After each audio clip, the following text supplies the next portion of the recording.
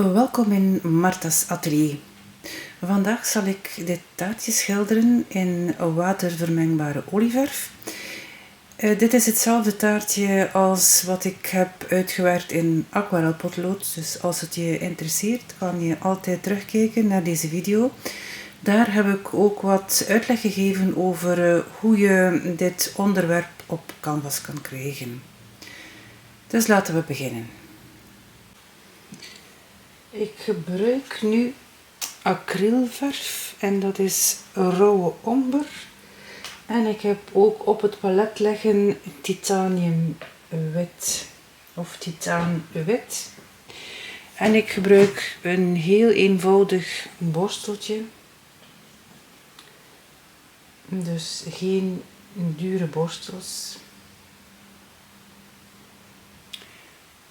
En ik zal beginnen met het aanduiden van licht en donker.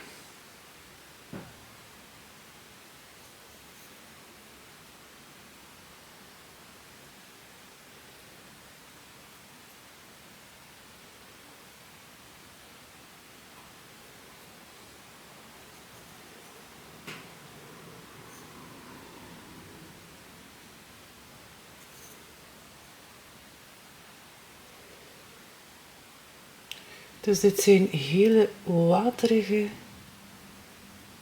lagen in acryl wat ik opzet.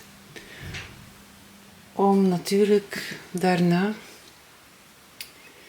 met olieverf te kunnen werken. Zodanig dat de olieverf nog grip heeft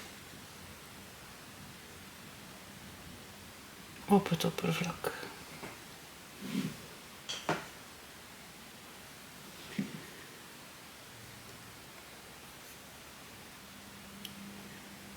Dus ik zie schaduw, maar ik zie ook halftonen. En ik zal mijn halftonen voegen bij de schaduw. Ik kan de halftonen ook voegen bij de lichtkant, maar dat zal ik nu niet doen. Dat is een keuze.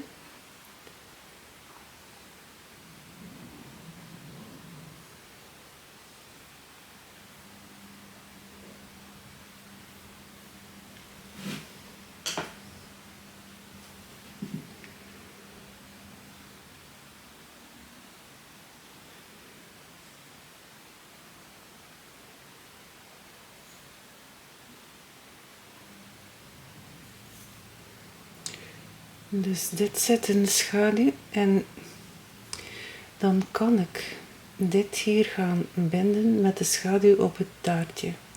Dus de schaduw van het schoteltje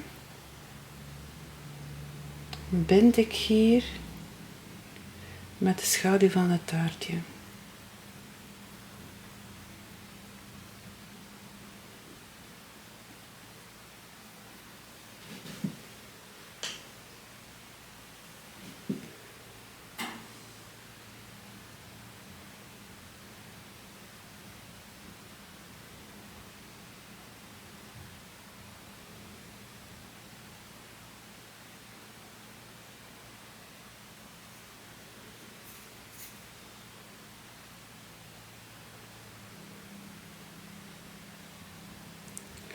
Dus het is echt goed wanneer je de schaduwpartijen kunt gaan samenvoegen.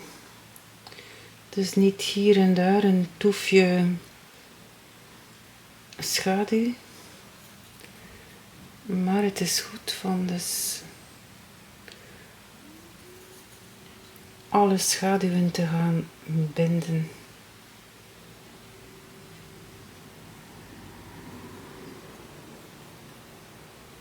Dus de schaduw op het bord zal ik hier ook binden met de schaduw van het taartje.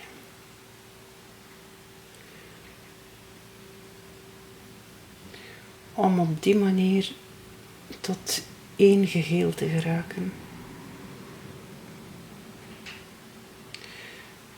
Wanneer je slechts hier en daar een toefje zet, dan krijg je geen binding in je werk. En dat is niet echt de bedoeling. Dus je moet altijd streven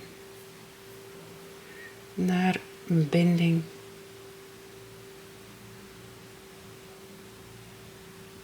Op die manier is je werk ook leesbaar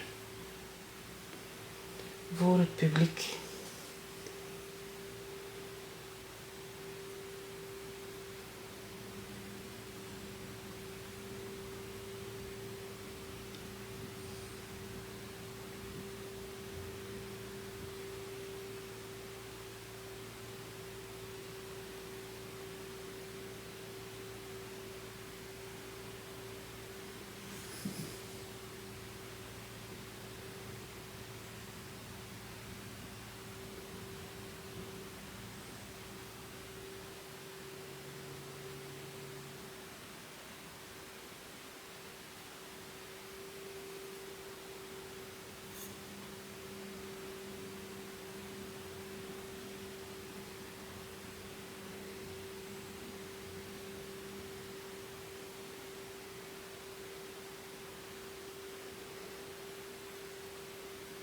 Ik ga reeds de schaduw op dit papieren schoteltje ook aangeven en binden met de schaduw hier op het taartje.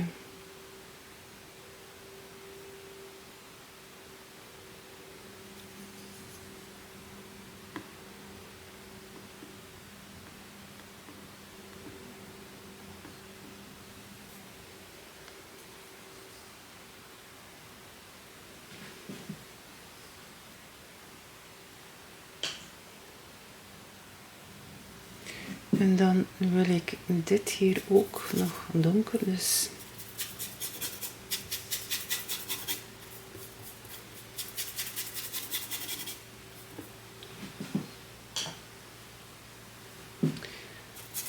en je ziet het, de acryl, of het acryl is echt heel fel verdund met water.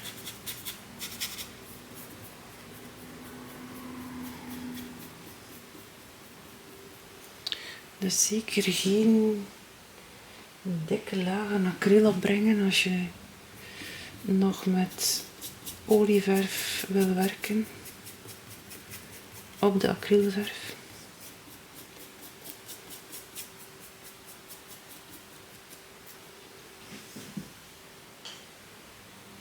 Nu, er zijn mensen die afraden om een onderschildering te doen in acryl, maar ik heb ondertussen al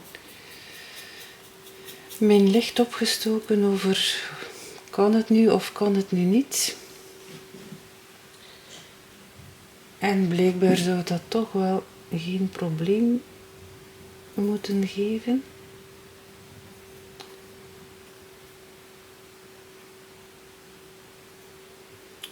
Dus ik heb online ook mensen gecontacteerd die heel fel bezig zijn met techniek en zo.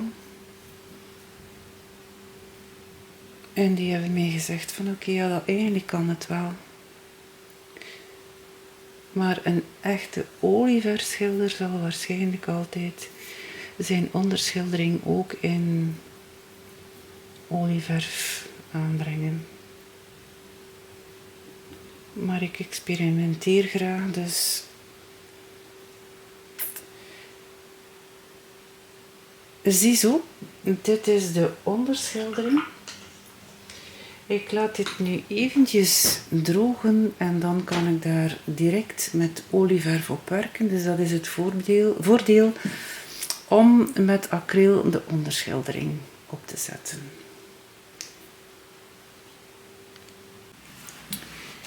Ik begin nu met de achtergrond. Dus ik werk van achter naar voor. En ik heb hier een kleur gemengd en dat is rauwe omber met titaan wit. En ik zal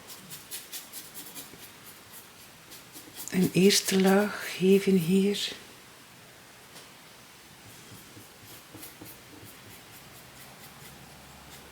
Op de achtergrond.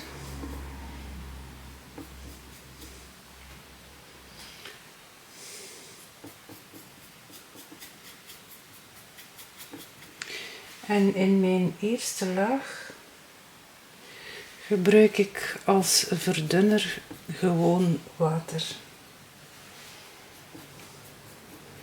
Het is niets van medium of zo. Dit is gewoon water.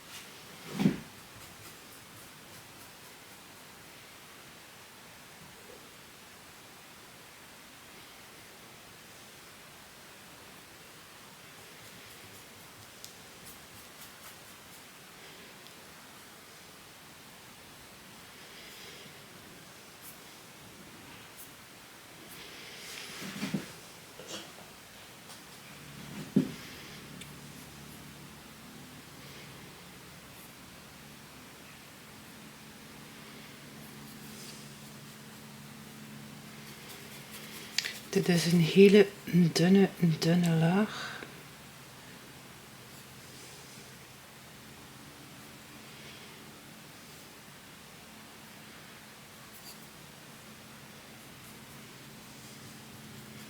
Dus die zal niet de ondergrond volledig dekken.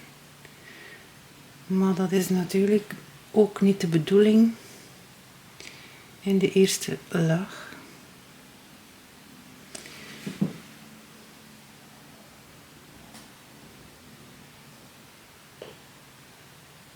En ik zal hier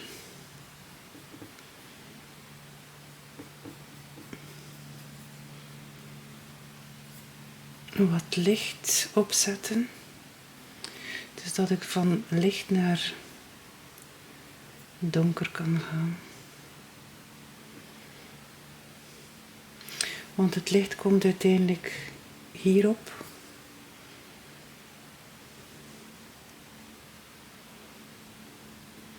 Dus je kan altijd de lichtbron bepalen.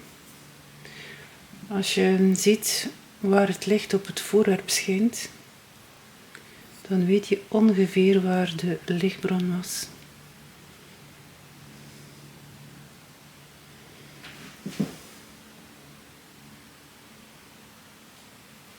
En hier ga ik het wat donkerder maken. Dus ik gebruik hier een pure rauwe omber.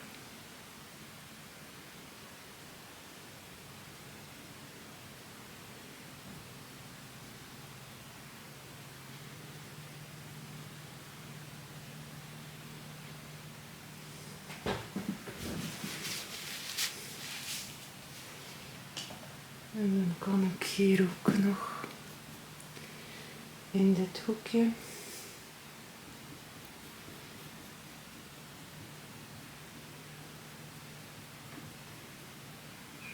een ietsje donker gaan. Dus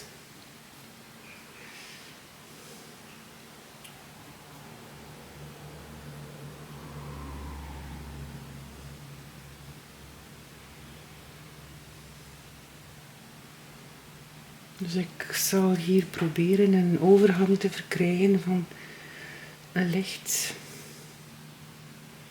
naar donker.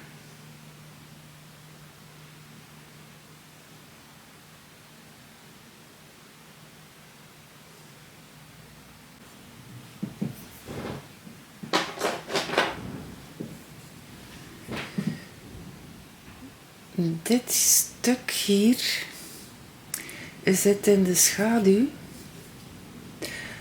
maar er is een reflectie vanuit de rode kers hier in de schaduw op het bord. En daarom heb ik ongebrande omber gemengd met een klein beetje alizarine crimson. Dus om dit hier rood te maken. En dan heb ik opnieuw gebrande omber gemengd met titaanwit. Maar daar heb ik een klein beetje ultramarijn bijgevoegd. Ik zie hier ook een schaduw. En dit is doordat het bord dus naar binnen toe gaat. Nu, ik weet niet of dat een goed idee is voor mij om dit hier ook in de schaduw te zetten. Omdat ik hier dit volledige deel in licht wil schilderen. En als ik nu hier een schaduw opzet, denk ik dat dit niet gaat stroken in het schilderij. Enfin, ik zal dit nog zien. Ik begin eerst hier met de menging met alizarine. Alizarine is een van mijn favoriete kleuren. Ik heb zo een paar favoriete kleuren wat ik heel graag gebruik. En dat is alizarine. Dat is ultramarijn. En dat is ook gebrande omber. Dus dat zijn 3 kleuren die echt mijn favoriet zijn om mengingen mee te maken. Ze zijn niet overweldigend, zoals bijvoorbeeld een phthalo. Met phthalo moet je enorm voorzichtig te werk gaan, want dat neemt alles over. Een beetje te veel water.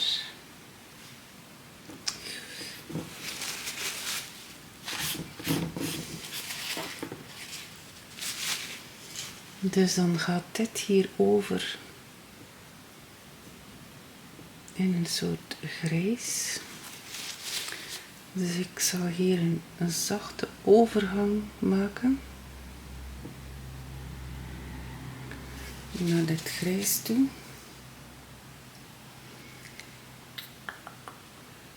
Hier.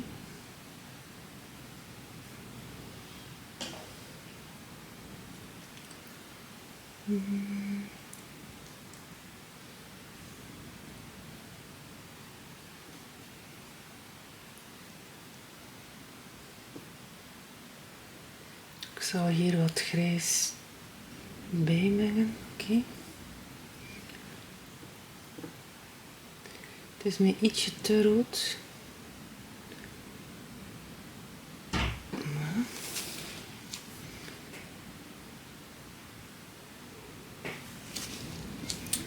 En dan heb ik hetzelfde kleur, maar een lichtere tonale waarde om hier verder te gaan.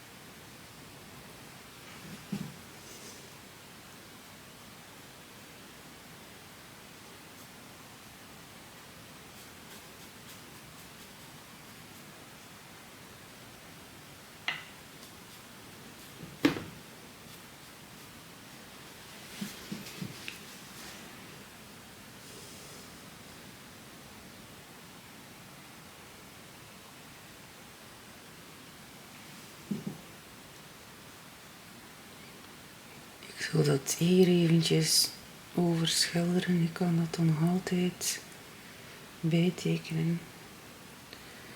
Dit hier is niet de moeilijkheid.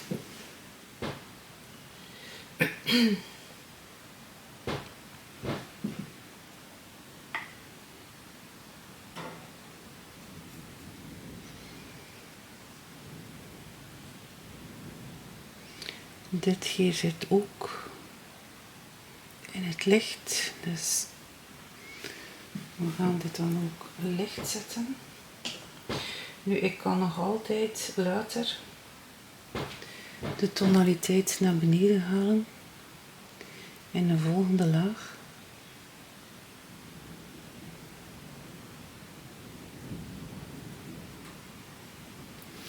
Dus als ik nu naar de foto kijk, dan zie ik hier schaduw. Maar ik zal toch proberen van hier licht in te brengen.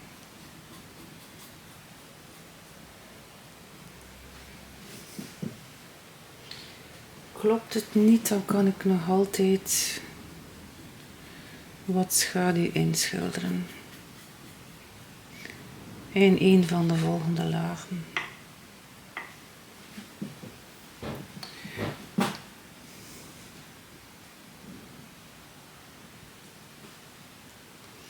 Hier heb ik een klein beetje te veel water gebruikt.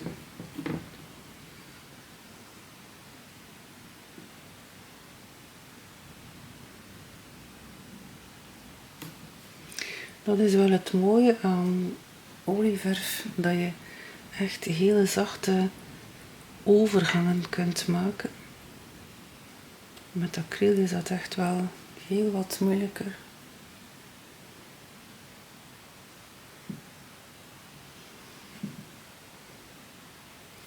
Ik zal hier toch een klein beetje meer licht inbrengen.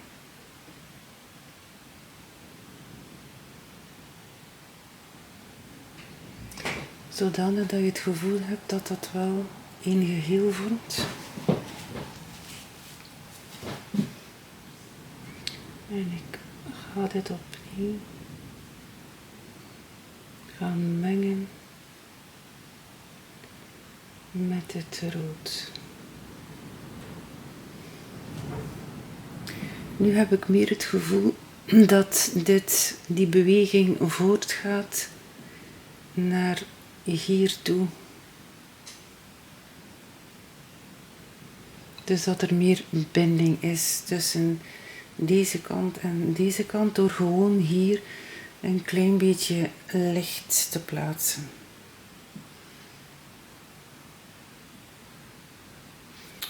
Oké. Nu ga ik eerst deze kers hier schilderen, dus ik zal hiervoor opnieuw een bepaalde kleur moeten mengen. Ik heb nu het rood dat ik voor hier gebruikt heb aangepast voor de kers. Ik heb daar wat meer alizarin in gebracht. En ik heb ook wat ongebrande omber bijgevoegd om het wat donkerder te maken. Dus we gaan eens zien. Dus.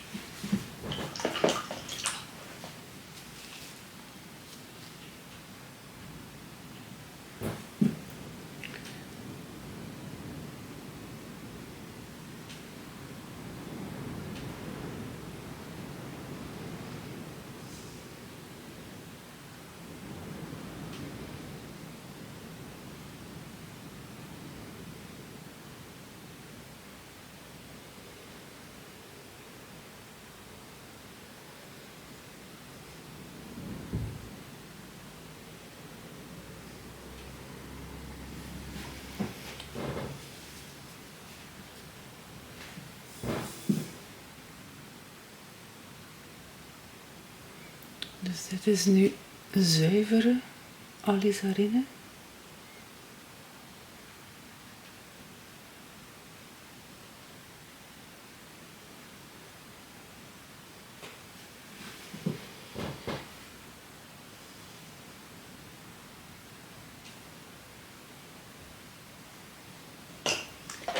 En ik ga nu met een klein borsteltje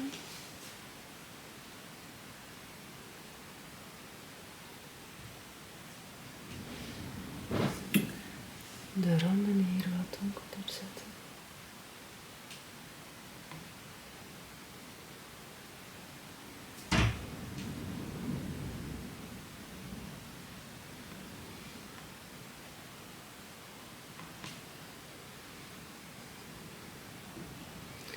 Ik gebruik nu zuivere, ongebrande omber.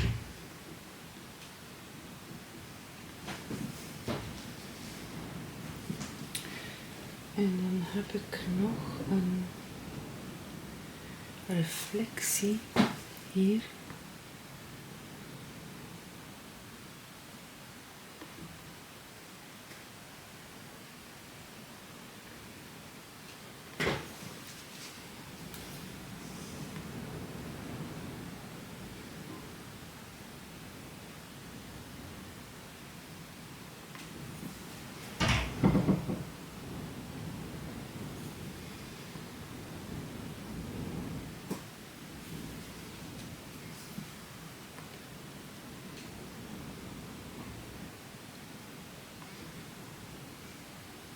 En dan heb ik hier een kleine of heel vage reflectie hier.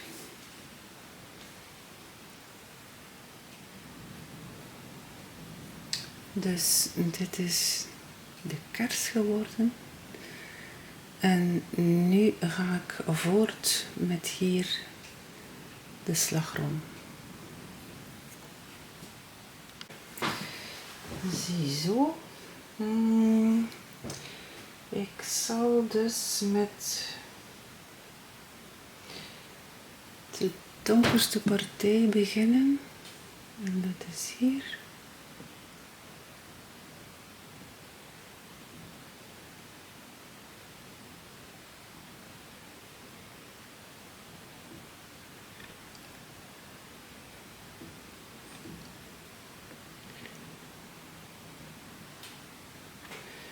Ik ben dus begonnen met titaanwit. Ik heb daar oker bij gedaan. Maar als ik dan keek naar de kleuren op het taartje, dan zag ik dat het echt heel gedempte kleuren waren. Dus het oker was veel te intens. Dus heb ik dit met ultramarijn wat neutraler gemaakt. Dan heb ik daar gebrande omber bij gedaan om het donkerder te krijgen. En zo heb ik gezocht naar de kleuren waar ik nu mee werk.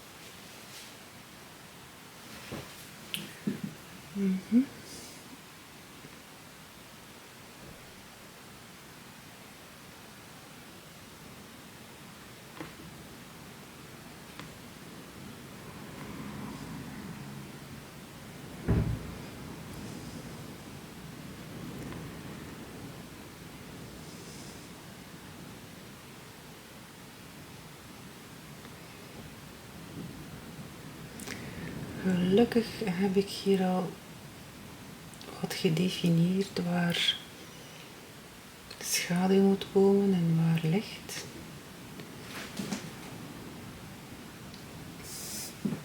Het is nogal ingewikkeld hier. En dat is een zeer grote hulp als je dan effectief aan het schilderen bent. Dat je daar niet meer moet naar gaan zoeken.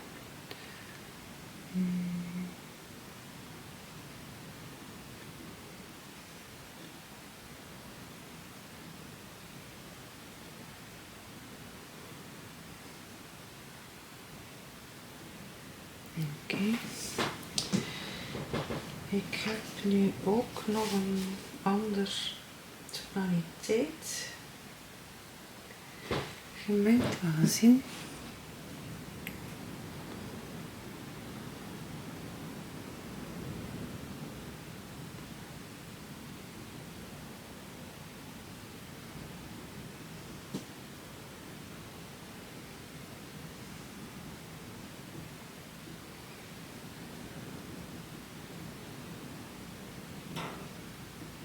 Dus hier mag ik niet te licht gaan, want het zit in schaduw, dus.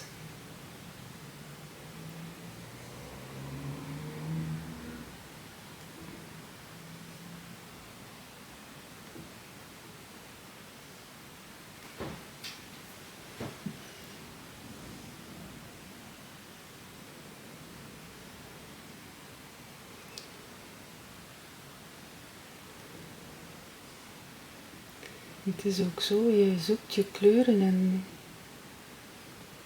je denkt oké, het is goed. En dan breng je ze op en dan denk je, misschien toch niet zo'n goed idee, maar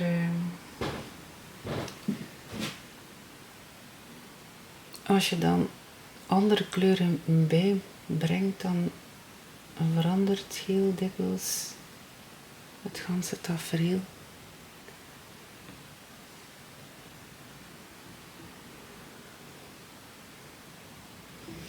Dus ik ben nu een klein beetje aan het zoeken waar licht en donker zit. Waar die tussentonen zijn.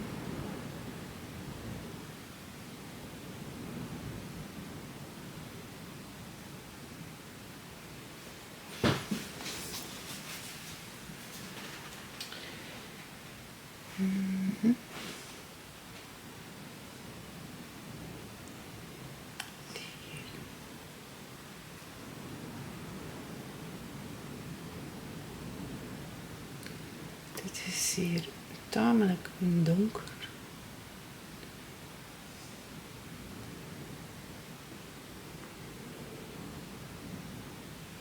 Hier zit ook het meest oker in, voor deze partij hier.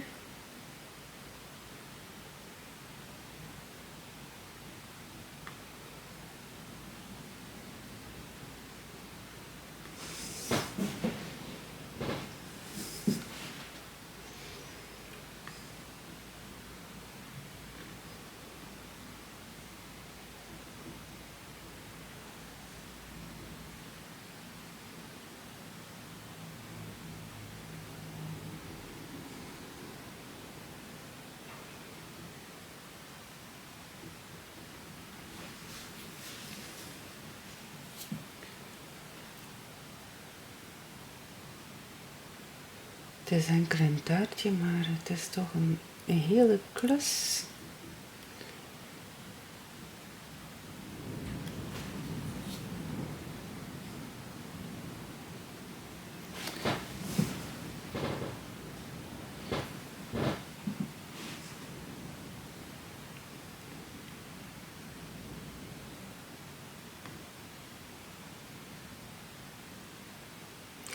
Het is heel leerrijk volgens mij om één voorwerp te gaan schilderen.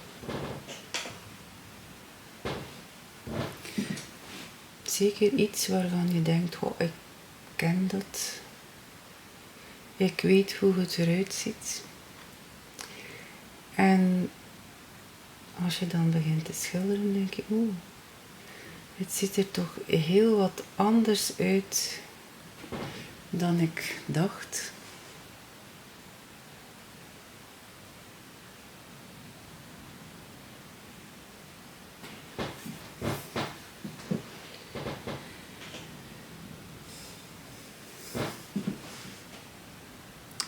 Als je oog niet getraind is, dan zie je echt heel weinig. Zie je uiteindelijk niet de schakeringen en de tonale waarden zo.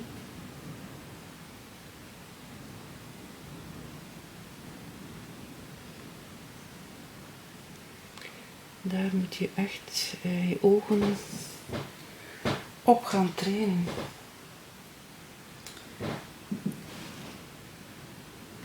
Door in eerste instantie te gaan tekenen.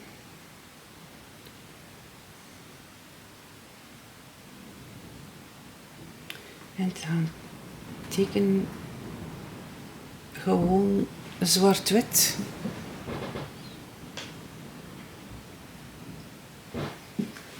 Om het licht van de schaduw te kunnen scheiden is soms niet evident.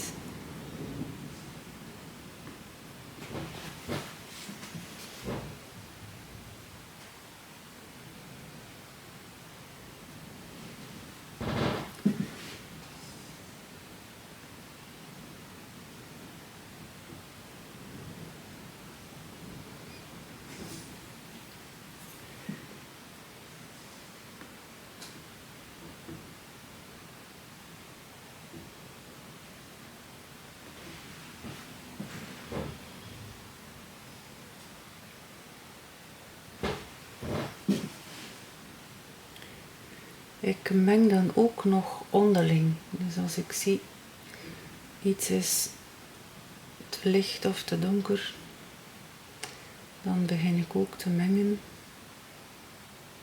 met de kleuren die op mijn palet liggen.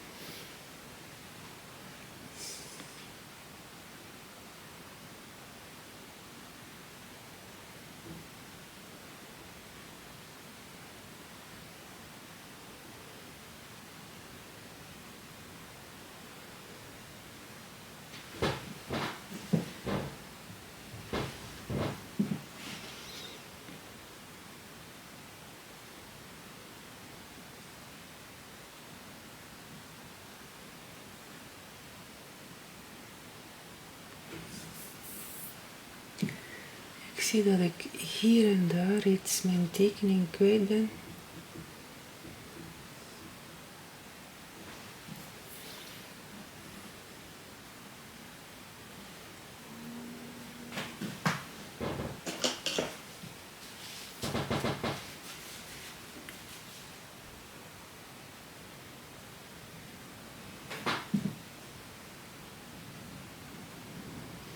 En nu, dus ik zal dit op die manier laten staan, want daar zal ik zeker nog op werken en misschien wat wit en zo bijvoegen.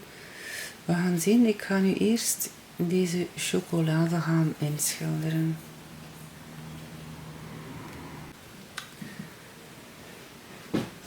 Dus.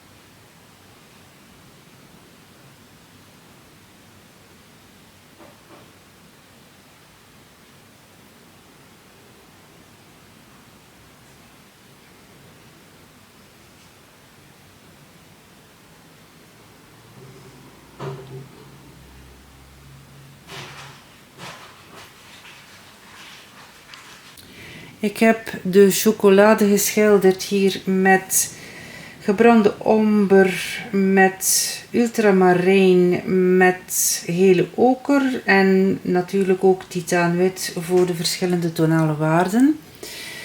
Ik heb dan hier aan de slagroom geschilderd. Ik heb hier titaanwit opgezet omdat ik het te donker vond.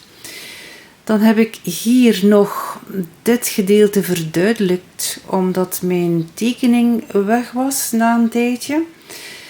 Dan heb ik het schoteltje ook ingeschilderd en ik heb de lichte delen gewoon met titaanwit geschilderd. En de schaduwpartijen, daarvoor heb ik de kleuren gebruikt die ik gebruikt heb voor het bord.